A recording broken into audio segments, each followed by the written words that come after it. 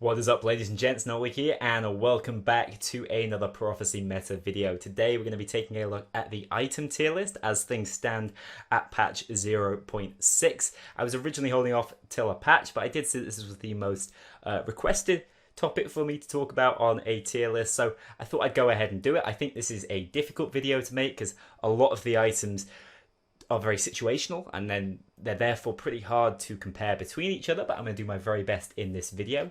I hope you don't mind the setup. I have to look down here for one tier list, I have to look down for my model tier list over here and try and work out what I'm doing, so hopefully you can stand the slightly strange setup. I'm standing up for this whole video and I've just recorded one that went for 50 minutes and I realised, wow, that is far too long for a tier list video talking about items. So without further ado, let's get on with it. I will talk about traits in a future video. I actually would like to not do that as a tier list. I'm going to do that as a synergies video talking about why traits are good with one another, because I don't really think that they are that comparable.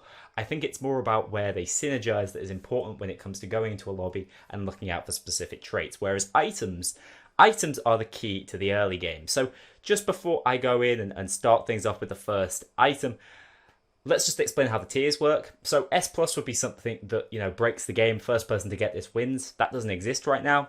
But then dropping down to something like S and all the way to A, you're looking at things that are somewhat balanced, but especially things in S, they're items that I like to grab and hold onto, pretty much irrespective of what I'm doing, because they're items that I want on a specific character, and I just want them in my composition no matter what. Dropping down, like I say, towards A, B+, these are items that may be a little bit more situational. You're looking for the right character, or they just have reasonable application on everybody, but they don't particularly stand out. And then down to B, C, these are items that are either very specific, like they only particularly work on one or two characters, or they are intentionally counter matchup items. So they're not nearly as powerful in most setups, but they're still things you should look out for. And most of all, I'd say that the items are pretty well balanced. And that they're balanced for this system. So some are counter items, they won't be as good in every application, but you should still consider them when the situation calls for it. So let's scroll on down and start things off with the Agile Trident. I will quickly tell you what it does. It basically makes it so your basic attacks will hit multiple times on the same target. This can be really good with hunter builds, with things that are applying on-hit effects, but I'd say this is the perfectly balanced item. It's right in there at A. It's good with some characters, not great with others. Like I said, great with CC, great with burst, single target burst in particular, where you want to target out one character and get rid of them. But I do think it has a slightly more powerful sister version we'll talk about later. Talking about more powerful things, Ambrosia. First S item, it's so good. 50% health at level 1, 150% at max rank to a single character. Put this on any tanky character that has a good health pool or one that's at 5-star, because health scales pretty heavily. They'll have a ridiculous amount of health. This synergizes so well with so many different skills. It's ridiculous. It's just overtuned. The numbers are too high. The only place where this isn't as useful is if you put it on characters with low original health pools, but even then it's pretty good. So yeah, Ambrosia is pretty much an item I lock in for now and pick up and put on anyone wherever I can fit it in the comp. It's gonna make a big difference. Health can be huge. Let's talk about, no, not Chunky Club. Okay, we're talking about Chunky Club next because I accidentally dragged it up. It's not the easiest using my mouse standing up. We're going to talk about Ankh of the Earth. This is another really strong item. I'm going to put it in A+ though, because I don't think it is as applicable as everyone thinks it is. If you put it on a character that hangs around till late but you don't have enough damage on your team, so it's just them against a large group, they will be killed, they will respawn, and they will instantly be killed again. So there's one of the downsides of Ankh, but that's probably the only downside, to be honest. It's so good on our Watch. Characters with pets, Arachne, respawns the pets as well. It can be huge, win you lots and lots of rounds. It's one of the most fun synergies to have, most frustrating synergies to play against. But where I think people forget it's good is if you put it on a generally low health target, like a hunter, and then they revive after you've upgraded it a couple of times, they can revive with basically tank health and become even more of a nuisance. So think about using it that way, as well as just looking out for those pet characters. I do think it can be a bit of a poison chalice if you just pick it up and hold on to it and think, I can't find the Watch, I can't find a pet character to put it on. So just drop it down on someone. It's not up there with those S items, which you're either putting it on everybody because it's good on everybody, or you're just looking for that specific character that will carry you with it. Chunky Club, let's put this in B+. It's not bad at all. It is a health on hit item. It gives a flat amount of health. It's obviously countered by anti-heal, but it's very good on characters that attack really quickly. And generally, I prefer this to lifesteal, so we'll talk about that later on. But B+, it can be shut down very easily. If you put it on characters with too slow an attack speed, it really will make no difference. It's just not good enough. So you do have to find the right sort of character, but quite a lot of characters can make use of it. Arcane Whip, this is a really strong item. This has got to go right at the top of A, better than Agile. This tier list, by the way, as I accidentally right-click, this tier list will try to go from left to right wherever possible, but direct comparisons between two items can be so difficult, but it's just a general judge for you guys as you go into your own games. Arcane Whip, disarm an ability. Such a huge counter to hunters, such a huge counter to mages as well, because don't forget, while you're not attacking, you're not earning mana from it. And because it's AoE, it can be huge. Put this on a Pele, late game, massive, Hades early game, shut down the enemy. CC is what wins the early game, so try and pick this up whenever you possibly can if you've got characters with decent AoEs. Archmage's Barrier. We got a new category. This one's going in B. It gives you a 600 health shield. Problem with shields are they don't give you health when you take damage when you're hit. And the other issue is they don't work off your protections. They are just flat health. So it'll disappear much faster than you expect. You won't get mana during it. So it can slow you down. I think the characters that are pretty good with this, characters like Achilles, who don't have very big mana pools and really want to get that first ult off without dying so they can chain it into another one. Or a character that I really like it on is Darji, whose ultimate ability I really don't like, but who hits really hard with her basic attacks. And what this does is it slows down the rate at which she achieves her ultimate, because damage she receives won't go towards her mana pool. So it's pretty good on her. Next up, we have Atalanta's Bow. This gives just basic attack speed. I'm going to put this actually as the lowest ranked item so far. Not because it's bad. Attack speed's pretty good. It's got great application on lots of characters. Just because it's totally outperformed by Avalanche Bow. And there's a couple of these Avalanche items, and all of them are better than their original counterparts. I don't think they're very well balanced in that sense, but they're not ludicrously good, that they're totally broken. But if you put this on a character like Izanami, what it does, it will ramp up their attack speed per second. So it's a pretty disgusting exponential increase, and after a few seconds, you're already outperforming the original flat attack speed counterpart, the Atalanta's Bow. So that's why it's better. Unless the fight is over in 5 seconds, you're better having the one that does it over time. And yeah, it ramps up to such an extent that characters like Izanami, Hoyi can be just disgusting. Avalanche Claymore. I think this is marginally worse because it can't be applied to as many characters. You know, you could put Avalanche Bow on a mage and still just be getting loads of mana from it. It has other application. Whereas the physical power version, the Claymore, just not quite as good because not as many characters that are looking to do physical damage as are looking to attack fast. But even so, it's the same idea. It's just better than its counterpart. It's a really good item. Avalanche Staff is, to me, the weakest of them. It's still a great item. What this one does is increase your magical damage per second. But because mages are really just looking to do burst damage, whereas hunters and characters that do physical damage are looking to do it sustained over time, you will notice this less. Yes, you might get that one big burst about 7 or 8 seconds in and be like, oh, that's pretty good. But what you're looking for is to hit hard with that very first burst no matter what. So because it's ramping up damage, it won't be quite as effective, but it's still very good. You will still get an awful lot of damage from this item.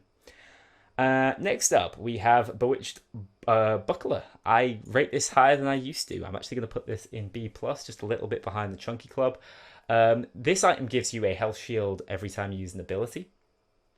It's the exact same health shield as what you get with the Arcane Barrier or Archmage Barrier. But so it comes with the same downsides, but I'd say the difference here is if you put this on a Sobek, a character that's very mobile, hard to shut down, uses their ability a lot, they will be really tough to kill.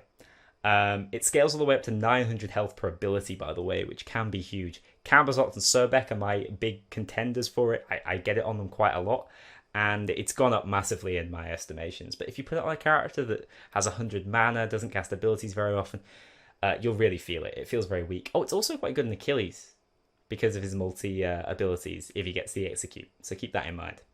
Bladed Webb, the second best A+ item, I think. It's really good.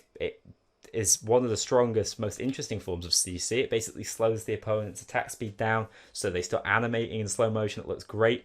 Goes up to 95%. It's applicable on anyone because that's such a good passive. But as an added bonus, it gives attack speed. So if you put it on a character that really needs attack speed or wants attack speed, an assassin like Bakasura, a character like Izanami, it can make them so strong while also making the opponent so weak. And if you get it on a Hou Yi, you're going to apply it across the board. It's basically, you know, a mini disarm, a mini silence. It doesn't quite silence because characters will animate properly once they have enough mana. It's just their attack speed that's slowed, but it feels effectively like that, especially if you get this in the early game. And items are so important in the early game. That's why I'm really sort of judging them, because it's really the traits and characters that come in and carry later. But yeah, this is one of those early game monsters. Bloodforge is certainly not. It gives you a health shield on crit. Health shields, again, have issues.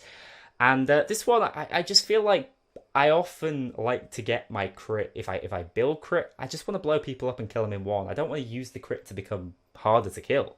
And that's what this does. So, and apparently it doesn't work with Rampart, which is one of the few applications I think would be cool and I might try out. I'd say the only time I've got really good use out of this was on like a crit Scaddy, who obviously doesn't do a lot of damage, but attacks fast enough to really get a lot of shields and become really hard to kill for assassins. So that's the only place that I've used it before and found some success. It's not dirt bad, but it's definitely not good. On the other hand, Bonfire Bow is monstrous. This thing got nerfed what looked like to the ground. It's a percentage health damage dealing item. 30% chance to deal 20, 40, and up to 60% of a target's health, which is huge, as you can imagine. But coupled with fast attacking characters, coupled with characters that can hit multiple enemies, this can be just absolute destruction. Get this on a Scaddy early on, you've won the early game. Doesn't matter which character you are. You can be Zeus, you can be Poseidon, really bad characters in the early. Bonfire will carry you unless you're the least lucky person on the planet. Bonfire's still really good even after its nerfs. So, Boots of Freedom, this is a interesting set of CC immunity items. They all give you complete CC immunity, which is huge. I think it's really good but balanced. I'm going to put it in here at A, around the Trident. I think that's fair enough. Or, yeah. I'm going to put it just ahead of the Trident. This one gives health, and I think health is amazing. It is the meta. Health and magical damage, by the way, kind of seem to be the meta right now. So if something is associated with that, normally it's going to be rated a little bit higher. Unless it's something like the Claymore, which is just super strong because of its passive. So yeah, Boots of Freedom are my favourite because it gives health, it's applicable to everybody, and I can put it on anybody to get some CC immunity. I'm actually going to run through them now and go do the other ones. I think Winged Sabatons are the second best, but that they're a fair bit worse. This gives attack speed instead, which again benefits everybody, but not to the same extent as health can. But the CC immunity is huge.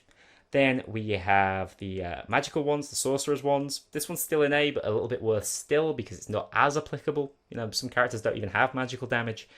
But I'd say magical CC immunity is bigger because silencers are so big and so important for mages.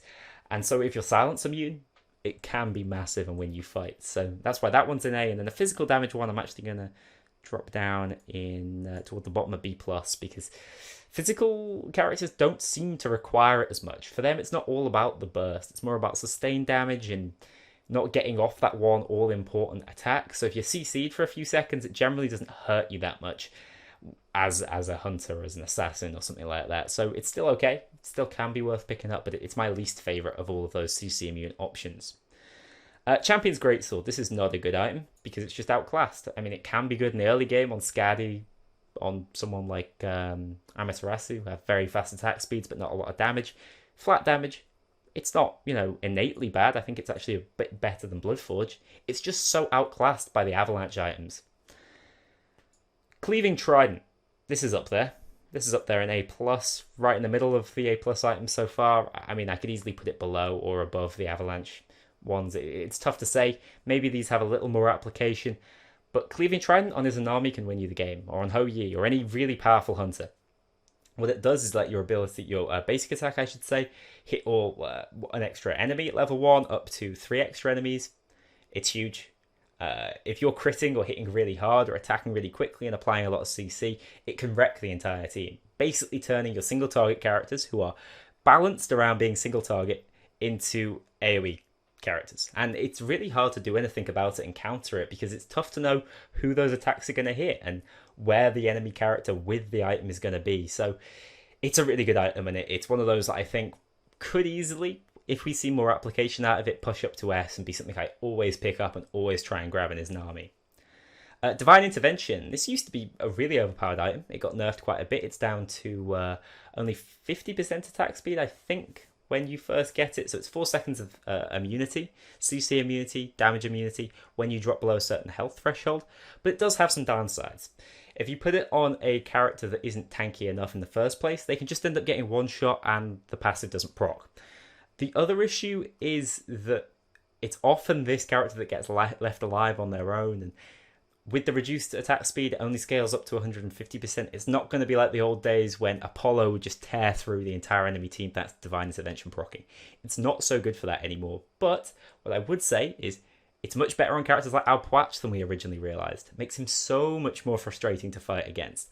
It's very good on Cerberus, which is a character that does more damage to lower his health, and he doesn't care about the attack speed. He just cares about being alive, at low health, and have enough mana to cast his ability. So it's something to look out for there, a nice little synergy. Divine Spear, it's a B+ item. It gives magical damage in terms of percentage. It's not bad.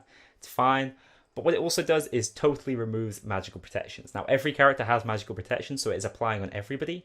But I'd say the only time you really want to pick this up instead of other damage increasing items is when you see something like Resolve or Isolation, or like a lot of people have Kepri, and you really want to break through it. Penetration is good because it's 100% in this game, but it isn't as applicable as you'll often find in other games. So I do pick them up when I need it. When I see a lot of people running like Metallic ISO combos, it really is the only way to shut them down if you don't have it yourself and you have a big burst mage. Divine Spear can be great, can win you rounds, can win you the game, but it isn't that consistent that you need to pick it up. Draining Blade. This is an item that's so strong in the early game. I'm going to put it in A just because of that. Just because it carries the early game. Get this on a fast attacking character. It's essentially a silence, but a very consistent silence because it totally stops them from being able to get their ability off at all. And in the late game, if you can get it all the way maxed up, it basically does an entire mana pool in every single basic attack. And there's really no counter to it other than evasion. So if you don't have evasion, you're going to be struggling to get abilities off against someone with a highly ranked Draining Blade. And if you combo it with something that applies your on-hit effects on multiple enemies, it's going to be even scarier. Empress Vambrace is the worst item in the game, without a doubt. It has some application. What it does is it gives you more physical damage, 10 per, based on how much damage you have received. And it's per every instance of damage you've received. So if you put it on a very tanky character, or you're against a lot of enemies that are biting at your ankles, characters like Skadi, she's a real ankle biter, characters with damage over time effects that aren't hugely powerful, it can be okay. Put it on Chernobog, put it on Minotaur. I think out of that, it's not a great item. You're just going to die 9 times out of 10 while trying to get something out of its passive. Enchanted Blade. This is a disgustingly powerful item that received a buff. Probably didn't need to. Oh, I'm tempted to put it in S, but I'll explain why I'm actually just going to put it in A+. What this does is it gives you an increased chance to crit, as well as increasing your critical damage by 3 levels. This can be massive, especially if you already have something like Astral. Even if you don't, it can still turn your attacks into one-hit kills on Agni, Pele, Kukulkan. The only reason I don't think it's S is because some characters with it would be better off carrying utility, silence, disarm, and I think sometimes people force it and they're just not making enough out of that critical damage. So it can be that tiny little trap, and it's the only thing that weakens it slightly. But if you're using it properly, it's a disgusting item. Wins rounds on its own. A+, could easily be S. If applied more consistently, it could be S. Endless Thirst. I don't particularly like lifesteal, but yeah, I do like things like Chunky Club, which is, life on hit. I just think that lifesteal has such a niche. It's kind of good on Ulla, kind of good on someone like Merlin. But for the most part, these characters would do better with either Chunky Club, giving attack on it, giving health on attack, or something like Living One, which we'll talk about later, which gives health on ability tick. It really is just a niche item that is looking to do lifesteal on, like I said, like on Ulla, who already has scaling physical lifesteal and doesn't attack fast enough to get something out of Chunky Club. It really is designed for him and him alone, as far as I'm concerned, because anti-heal is also quite prevalent. Furious Axe. This is, I originally thought better than Bonfire Bow, but in hindsight, I think I'd rather have that lower percentage chance just at a much higher roll. This is 6% of the enemy's health, scaling up to 18% per attack. Still nothing to scoff at. Get it early on a fast attacker like Scaddy, it can be huge, but it doesn't carry you through the game as well as I thought it did early on. Now we have defense. This is just Gauntlet of God. I think it's a little bit weaker, I guess, than penetration. That's how you'd like the game to be, where damage is better than defense, so the game doesn't stagnate. This just gives physical defense. Like I said, it has great synergy with metallic. That's the one time you should definitely look to pick it up if you're doing like a metallic defense, metallic resolve, metallic isolation build. But if not, it's just something that you should look at enemies' builds, say, oh wow, there's a lot of physical damage dealers here, a lot of people building fire, people building crit. I'll pick up Gauntlet of God. If not, there are normally better options that grant more overall utility. Grand Feast. I think health is better than defense, and I think defense is better than other forms of avoiding damage like block and evasion. So I think Grand Feast goes pretty comfortably into A. Maybe a little bit worse, I'd say, than the Boots of Freedom, because while this doesn't give as much health, it doesn't give that amazing CC immune passive. But where a Grand Feast is good is on characters that don't scale with a lot of health, so they wouldn't benefit that much from Ambrosia. Instead, it's just going to give flat health. So even the lowest health character in the game, 450, is going to get a flat 400 health when they pick this up and become an awful lot tankier. So a good item, but one that I would say is balanced. Hades' Hot Hands is not balanced. Unless you're the unluckiest person on the planet, this is the best item in the game. It has won plenty of rounds for me. It's won plenty of games for me. I've lost plenty of games against it. What this does is give you a 10% chance to do 300 damage in an AoE every time you take damage. That's a lot of damage, by the way. That needs to be toned down. 10% doesn't sound like it's something that should happen all that often, but the game has a lot of fast attackers, damage over time, things like that will cause it to go off. Now, I think the only reason why this is being underused and why maybe we're not going to see an immediate nerf of it is because people are putting it on the wrong characters. You need it to be on a tanky character. Kepri would be ideal, that has other things augmenting their tankiness to make him even harder to kill, basically. You don't really want to go for things like evasion. You do want to be getting hit. And you also want it on a melee character who's going to walk up to the enemy and make sure they are surrounded, because the AoE isn't that large. So that's how it's balanced. But if you think about how it's balanced and really try and avoid that balancing, that those nerfs to it, like the small AoE, and you pick the right characters with it, it's disgusting. Wins rounds after rounds for me. So good. Something I pick up and hold on to. I'll put it on a hunter just to replace that hunter later on with someone who can wield it much better. Havoc Hammer. This is stun on attack. It's balanced. I think because it's generally single target, I'd prefer something like a disarm in an AoE, but it's still very good. It's basically ice. Put it on someone who hits quickly, someone like Arachne who creates spiderlings that can also apply it. It'll do well. Impenetrable Plate. I used to rate this higher. It got slightly changed, so this gives you a percentage chance of becoming damage invulnerable with the same conditions really of Hades' Hot Hands, basically as you take damage. I think I'd rather kill the enemies around me than just be immune, and you generally want this on tanky characters who don't get as much out of immunity as someone who's going to do a lot of damage during that time. And yeah, 6% chance is just not high enough at level 1 for me, so I think I'll actually drop it down towards the top of B. Imperial Helmet and Legion Helm, we can talk about these simultaneously. I'm actually going to put them at the back end of B+. They're both anti-crit items. What Legion Helm does is says you now evade 70% of the time after you get crit. And what Imperial Helmet says is you're no longer crit. Now, Imperial Helmet comes with health, 200 scaling up to 600, which is pretty nice, not going to lie. So that's why I have it ahead of Legion Helm. The other thing is, though, Legion Helm doesn't make you crit immune. It just makes you dodge after you get crit. It's a lot of dodge, don't get me wrong.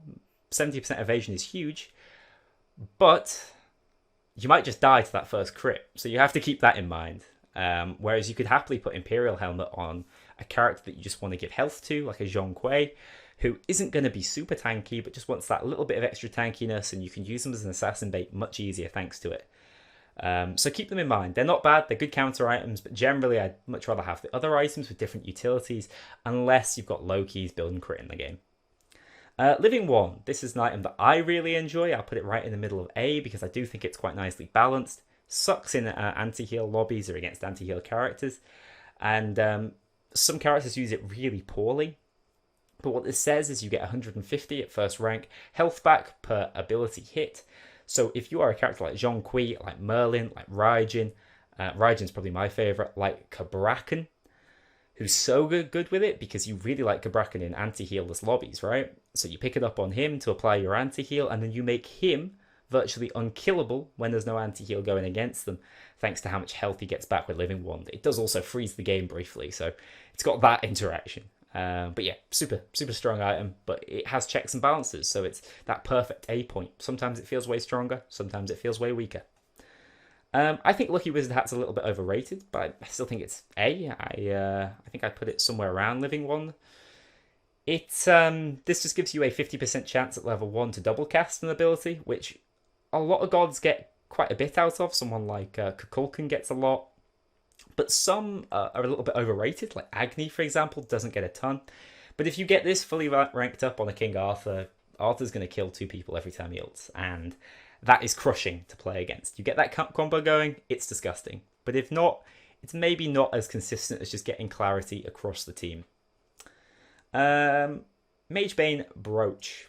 Just exactly the same, really, as what I said with the Gauntlet of God. Generally, magical protection is better than physical right now, with mage damage being the meta, but your mileage will vary based on the lobby you're in and what people are building against you. Again, look out for it if Metallic's on the board because it's so powerful, but if not, it's just something you pick up as a counter option.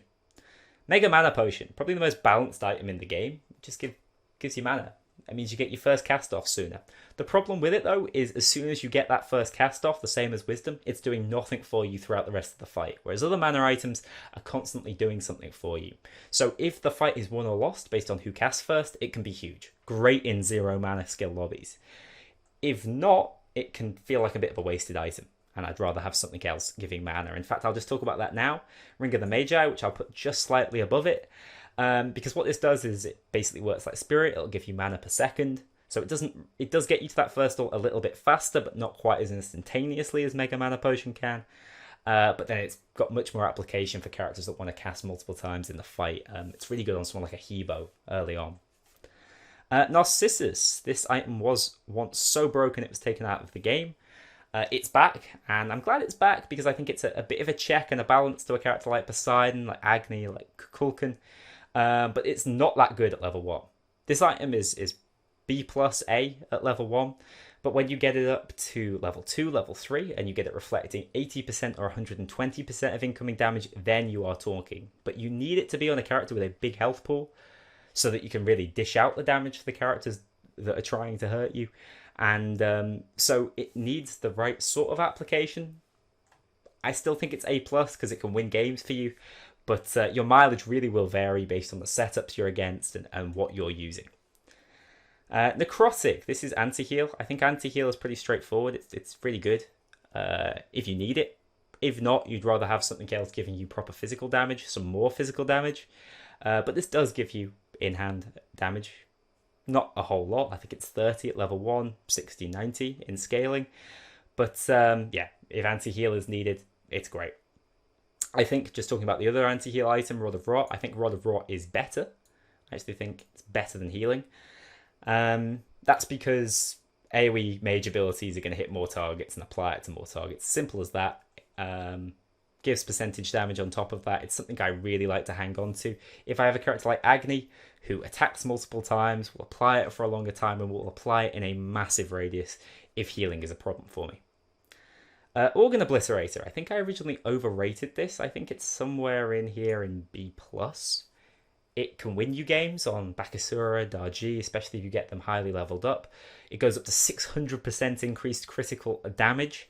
But if you don't have the crit chance, it's not going to do a whole lot for you. I think it also applies on Rama's ultimate. Don't quote me on that, but it's always felt like that's the case. And if that is the case, that is pretty nice too. But again, slightly too niche to be any higher than B+. Piercing Pyke. Exact same thing as what I said about Divine Spear. It's a little bit weaker because it's on the physical side, and I just generally think that people are building less physical defense. But yeah, where necessary, use. If not, pass over it and try and get something giving you more physical damage. Polymorph Tome. This is item I rate really highly. I think it's probably one of the most trolly items in the game. What it will do is not only give you some additional health, so it's another one of those items which just randomly has health on it, but every time you get hit by ability, you will polymorph the user of the ability. Get this on a tanky frontliner. I particularly like it on a character like Amaterasu, who caps the amount of incoming damage she can take, so she can take a lot of big burst magical abilities, and you will basically be polymorphing the entire enemy team. It's so good. Early rounds, late rounds, just an item I love getting and holding on to. Rod of Yabuti. I think this one is probably the best of all the crappy original damage increases. Because, like I said, mages get a little bit more from that early burst, whereas Avalanche Staff isn't as good. But in the long run, I'd still much rather have Avalanche Staff. So, Yabuti sits down there in B. Sanctified Saber. This is a good item. It's balanced. I think I'd probably rather have a stun than a silence, though. Common sense. But because the silence lasts a little bit longer, I believe, what it does is, even though it's only a 30% chance to apply at level 1, your odds are 1 in 3 shots, just under 1 in 3 shots, will apply that silence. And if you've got it on someone like a Scaddy who attacks pretty quickly, about 1.5 times per second, I believe, she will get constant silences off, and enemies won't be able to cast. It's simple as that. It'll win you the early rounds, and it's still got good application later on, especially against particular assassins jumping into your backline. Scorching Scimitar. This is a good physical damage item, but it's probably balanced. It's in A, toward the end of A. Put this on a high already damage target, or someone that has fire. It'll do a lot. Minotaur's super good with it. People sleep on that. But yeah, it is an arm. You'll get a lot from it. Ho Yi, Rama. Look out for those characters. If not, it just, because it's a percentage boost, won't get as much done as flat damage increase. So, like, for example, Amaterasu does better with Champion's Greatsword, whereas, like I said, Minotaur will do much better with Scorching Scimitar. Stifling. Silencers are huge. It's an A+ item. I'm putting it ahead of the Avalanche items as well, because I just think silencers are amazing. Get this on an AoE Mage. Late game, amazing. Early game, it'll win you those early rounds. Get it on a Hades. It's so good on him. And it means you don't have to invest those points into silence, which is such a popular trait that people will also be rushing. Shifting Cloak, I've already sort of given my opinion on this. I think that evasion is worse than defense for the most part, unless you already have evasion online, because you can overcap on evasion, get up to over 100%, meaning you will dodge literally every auto attack, which maybe shouldn't work like that.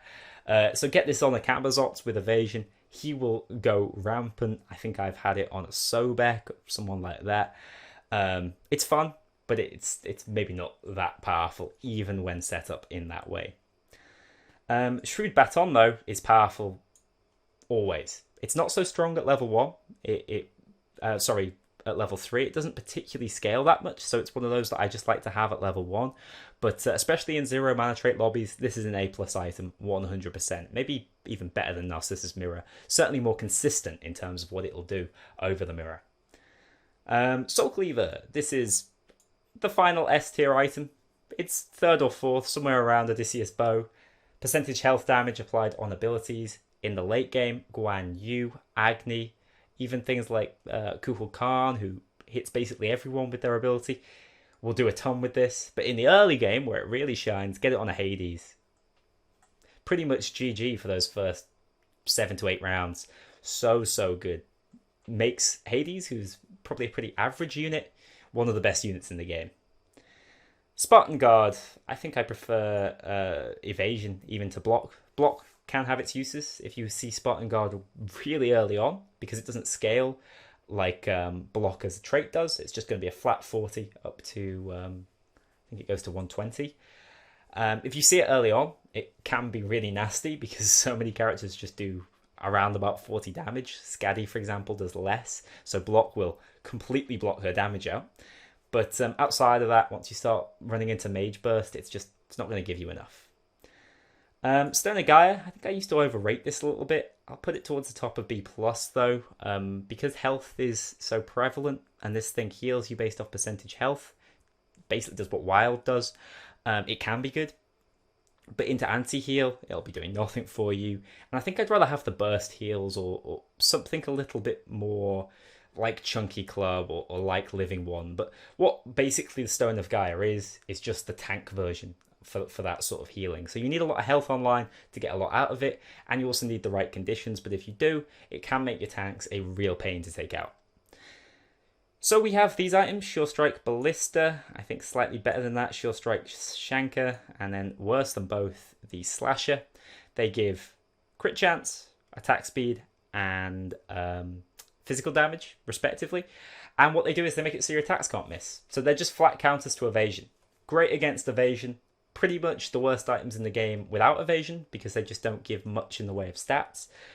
I think maybe Sure Strike Shanker is okay because it does give critical percentage chance, which can be good on hunters who don't really scale in it. But other than that, I will flat out avoid them unless I see people building large amounts of evasion. And finally, Titan's Rampart. I think it's an often ignored item, but I think it's an A. It's definitely not toward the top of A, but it's in A. The application of this is it caps the amount of incoming damage you're going to receive to, I think it's 160 at first rank. Might be 140 even. It's somewhere around that. It's not far off that number. No, I think it is. It's 140, 160. So that's how it caps those numbers out at. And if you put it on frustrating characters to kill like Alpwatch, they're going to become even more frustrating to kill. And my favourite synergy there is with Ulla because of his innate lifesteal. Capping incoming damage to only 60 on him means he'll almost always lifesteal out what damage he's taking in. So he becomes pretty much unkillable, meaning the worst you're going to do is get a draw. I like that setup. It's a little bit cheesy, but Titan's Rampart does enable that. It's so good against burst mages, who are the meta, and characters like Poseidon. So look out for it for counter matchups and for some specific characters who do really well with it. A, B+, that sort of region. And that does it for this tier list. I've managed to fit this in under 40 minutes. I didn't realise how many items there were to talk about. But that is that. I hope you have enjoyed. It's a long time talking for me, standing in front of this very bright light. I am melting. I'm going to go have a lie down after this. Maybe play some Prophecy later. We hopefully have a patch coming out soon. I'm going to make a trait video, like I said, discussing synergies, because some people seem to be a little bit confused about mechanics. And hopefully we'll hear something from the Prophecy dev team about an update. I'm not sure, they've been radio silent for a little while, but I'm hoping over the next day or so we'll hear something. So I will also let you guys know what I'm doing over the next day or so, and I will hopefully see you there.